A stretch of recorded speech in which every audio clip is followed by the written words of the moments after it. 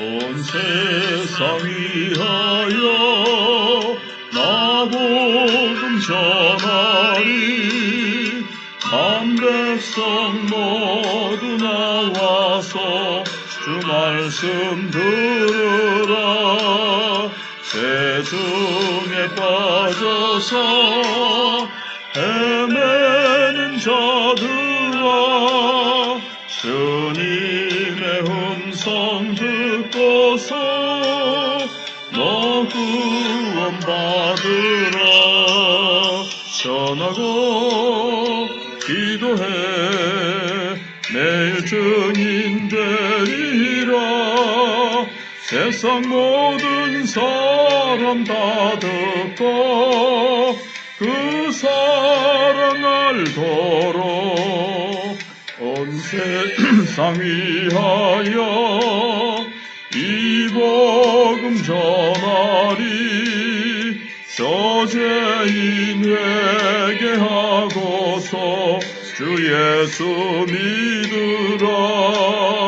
이 세상 구하려 주 돌아가신 것 나 증거하지 않으면 그 사랑 모르리. 전하고 기도해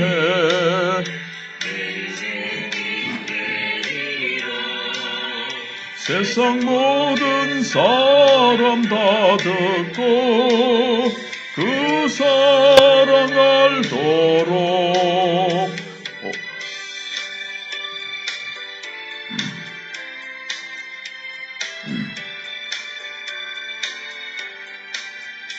온 세상 위하여 주의 임하니.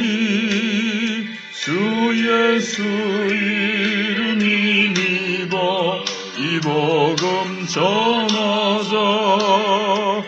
온 곳에 나가서 전하지 못해도 나 어느 곳에 있든지 늘 기도 힘쓰리. 전하고 기도해 매일 증인 되리라. 세상 모든 사람 다 듣고 그 사랑 알도록. 아멘. 하나님 말씀 요나서 3장 1절로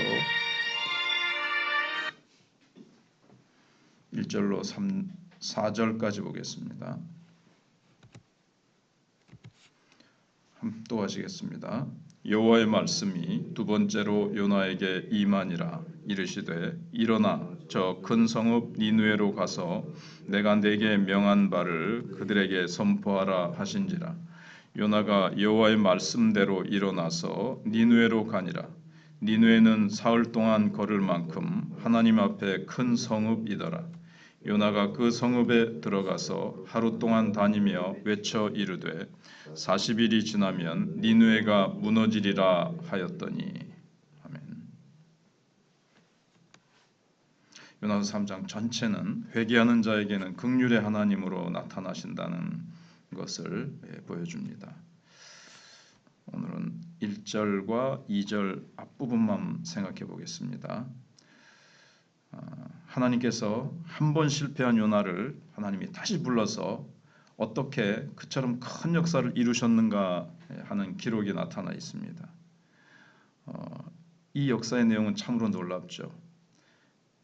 니느웨는 사흘길인데 사흘 동안 삥 돌면서 외쳐야 될 정도의 큰 성읍인데, 그런데 하루길만 외쳤는데 니느웨 안에 있는 사람들 다 회개했습니다.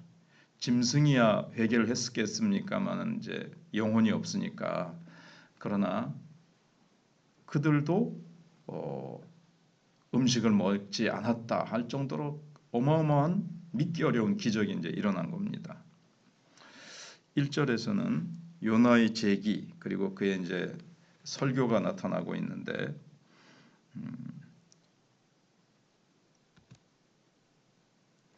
다시 생각을 해보시면 하나님께서는 실패했던 요나를 버리지 않으시고 다른 니는 안 되겠다. 다른 설교자를 부르지 아니하시고 요나 선지자를 다시 재기의 기회를 주셨습니다. 근데 물론 이번에는 그는 이제 순종했습니다. 1절에서 여호와의 말씀이 두 번째 요나에게 임하니라. 1장에서 한번 처음에 임하시고 도망갔지요. 그리고 다시 하나님이 이제 두 번째 말씀이 임하십니다. 성경을 보면 이제 두 번째라는 말에 우리가 이제 주의를 기울여야 되는데 실패했거나 낙심했던 자들을 다시 일으켜 부르시는 것을 우리는 보게 됩니다. 모세가 한번 실패했죠. 자기 힘으로 나섰다가 동족을 죽이고 이제 실패합니다. 그래서 40년 후에 그러니까 40세 그 일을 했다가 40년 후에 하나님이 다시 부르십니다. 그리고 엘리야도 하나님께서 또 다시 사명을 주시죠. 로뎀나무 아래에 있을 때 다시 이제 마지막 그 하나님이 부르셔서 큰 산이 있는 곳에서 호렙산에 부르셔가지고 다시 이제 마지막으로 몇 가지 일을 하게 하시고 다윗도 범죄하고 참 그렇게 1년 동안 끊겨져 있다가 하나님이 나단 선지자를 보내셔서 다시 또 사용하시죠. 베드로 사도도 그렇죠. 예수님 부인하고 실패했다가 낙심하고 있으나 주님 요한복음 21장에 찾아오셔서 네가 나를 사랑하느냐 3번 부르시면서 다시 부르십니다. 지금 요나의 경우도 그와 유사합니다. 그런데 이 두 번째 명령을 받은 장소가 어디고 시간은 언제쯤일지 분명히 단언하기는 어렵습니다. 저는 그동안 이제 몇 분의 목사님들로부터 바닷가에 토해놨으니까 거기가 바로 이제 니느웨 땅이다 이렇게 설교를 많이 들었는데 다시 연구하는 주석책을 읽어보니까 2장에 기도할 때에 내가 주의 성전을 사모했습니다. 제가 주의 성전을 사모했습니다. 이런 구절이 나오거든요. 그래서 요나가 예루살렘 성전을 일단은 찾아가서 거기에 머물러 있었을 때 가능성이 크다 하는 겁니다. 내가 말하기를 다시 주의 성전을 바라보겠다 하였나이다. 나는 감사하는 목소리로 주께 제사를 드리며 나의 2장 9절에 나의 서원을 주께 갖겠나이다. 이렇게 기도했기 때문에 그리고 시간도 이게 토해놓자마자 어떤 설교가는 막 물풀이 막 머리에 막 이렇게 쓰여져 있고 그런 상태에서 가서 막 외치니까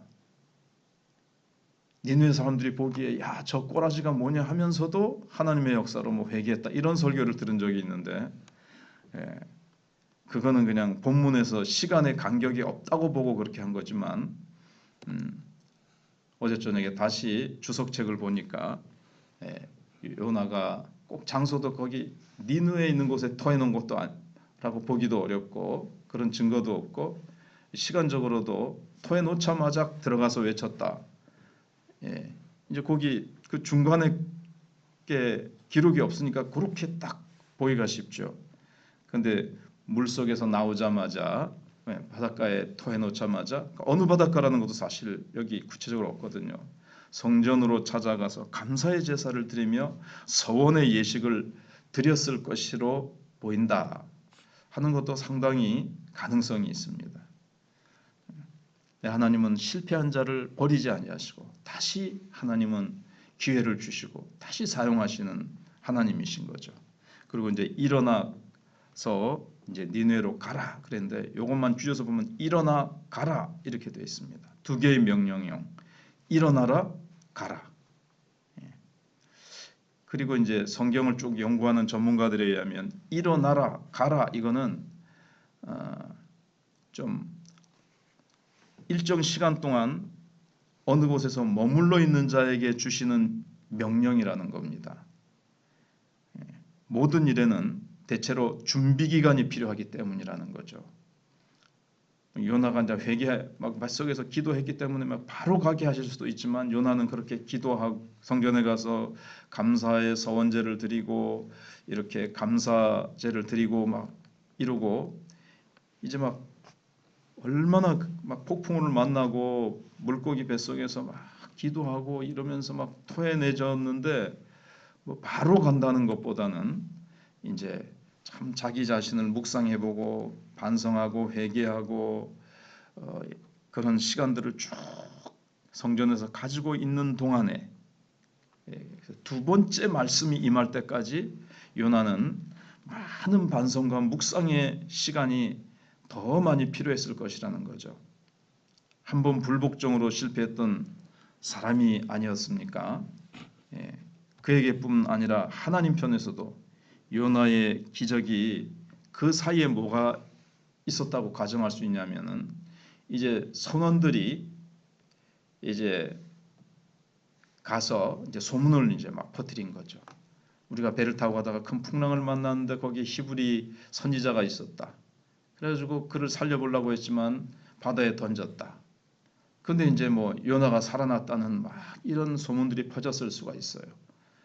이스라엘 백성들이 가나안에 들어갈 때 벌써 그 라합을 만나 보니까 소문이 벌써 이제 가나안에 다 퍼져 있어가지고, 그러니까 하나님이 큰 능력으로 홍해를 가르시고 그들이 큰 기적 가운데 불기둥 구름기둥으로 이런 것들이 이제 딱 소문이 퍼져가지고 가나안 사람들이 지금 다 간담이 높고 두려워하고 있다. 이스라엘 백성들이 곧 올 거에 대해서. 그러니까 라합의 말을 듣고 이제 정탐꾼이 힘을 얻어서 가서 이제 보고를 하지 않습니까? 그런 것처럼 이 요나가 물고기 뱃속에서 살아난 것에 대해서 니느웨로 오던 선지자에 대한 이 소문이 이미 니느웨에 이제 퍼져 있었다는 거죠. 하나님께서 미리 니느웨에 미리 가셔서 어떻게 보면 사전 작업을 좀 해놓으신 거예요.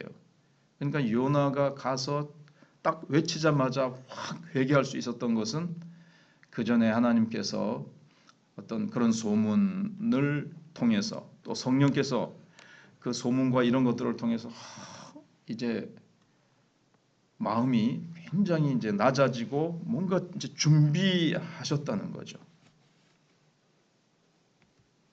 모세의 그 출애굽 때 열 재앙 이야기가 가나안 땅에 이미 소문으로 탁 전해져서 있었던 것처럼 하나님께서 이 니느웨의 기적이 일어나기 전에도 하나님께서 그렇게 일하셨다는 것을 볼 수가 있습니다. 모세에게도 내가 너를 세웠음은 나의 능력을 내게 보이고 내 이름이 온 천하에 전파되게 하였음이니라. 하나님의 이름을 온 천하에 전파하게 하려고 모세를 세우신 것 같이 누가복음 11장 30절에도 보시면 예수님께서 요나 얘기를 다 꺼내십니다. 그러니까 그걸 이제 생각해 볼 때 요나의 기적의 소문도 출애굽 때같이 하나님께서 자신의 이름을 온 천하에 특별히 이제 니느웨에 아스리아의 아수르에 이제 하나님께서 다 나타내시기 위해서 하셨다는 거죠. 그래서 하나님께서는 요나보다 먼저 니느웨로 가셔서 그곳 사람들의 마음의 털을 딱 닦아 주었을 것으로 우리가 충분히 미루어 짐작할 수 있다는 겁니다. 왜냐하면 하나님께서는 주의 종들의 발걸음이 있기 전에 보다 앞서가는 분이시라는 것을 우리가 알고 있기 때문에 그렇습니다. 그래서 하나님께서는 임마누엘의 하나님이실 뿐만 아니라 우리 앞에서 행하시는 왕이신 거죠. 그래서 우리가 복음을 전하러 가기 전에 기도하지 않습니까? 기도하는 것은 하나님께서 그 사람을 먼저 만지시고 그 사람의 영혼을 하나님께서 미리 마음의 털을 닦으시도록 사단이 점령하고 있는데 사단의 세력을 쫓아내버리든지 약화시키셔서 그래서 우리가 가서 보면 전에보다 좀 약해져 있으면 더 기도하고 또 두 번째 가고 세 번째 찾아가고 계속 이렇게 가는데 하나님 기도하고 가면 하나님께서 미리 찾아가셔서 그 마음을 자꾸 만지시고 자꾸 낮추시고 하나님이 더 사전에 일을 하신다는 겁니다. 그러니까 우리의 힘으로, 우리의 의지와 우리의 힘으로만 가가지고 어떻게 한 사람이라도 구원을 하겠습니까? 기도할 때 하나님께서 미리 앞서가셔서 우리의 부족함을 아시기 때문에 하나님이 일을 다 해놓으시고 우리는 그냥 순종해서 외치기만 할 때, 나는 많은 말을 해서 설득을 해야 될 줄 생각했는데 이 사람이 전혀 강박하던 사람인데 한두 마디 말을 하는데 그냥 쓱 전에랑 완전히 다르게 딸려오는 그런 적이 있지 않습니까? 그래서 하나님은 미리 앞서 일하시는 분이시고 미리 찾아가셔서 사전 작업을 하시는 분이시다. 우리의 앞서 행하시는 분이시다는 것을 알기 때문에 일어나라, 가라. 주님이 이렇게 말씀하시는 겁니다. 그리고 여기에 생략된 것은 두려워 말라, 담대하라, 내가 너와 함께함이니라. 하나님은 여호수아에게나 모세에게나 다 기도니든 하나님이 늘 그렇게 말씀하셨기 때문에 여기도 생략되어 있지만 분명히 가라고 명령하실 때는 분명히 그 길을 하나님은 열어놓으시고 또 우리가 갈 때에 요단강이 갈라지듯이 물이 흐르고 있어도 가라는 명령에 순종하면 물이 멈춰서고 갈라지듯이 그것을 우리는 믿고 가야 됩니다. 하나님 저기 닫혀져 있는데 물이 흐르는데 어떻게 갑니까? 그러나 가라, 일어나라 할 때 이제 일어나야 되고 이 일어나라 속에는 육신적으로도 일어나지만 네 영혼과 너의 심령과 너의 그 의지와 모든 것들을 다 믿고 하나님이 앞서 행하실 것을 믿고 일어나라는 거죠. 영적으로 일어나라. 영적으로 부응해라. 그리고 가라. 순종해서 가라. 내가 다 준비해놨다. 내가 함께할 것이다. 담대하라. 두려워하지 말아라. 그게 다 포함되어 있는 것이라고 보아도 무방하다는 겁니다. 오늘은 이렇게 1절만 생각해 봤습니다.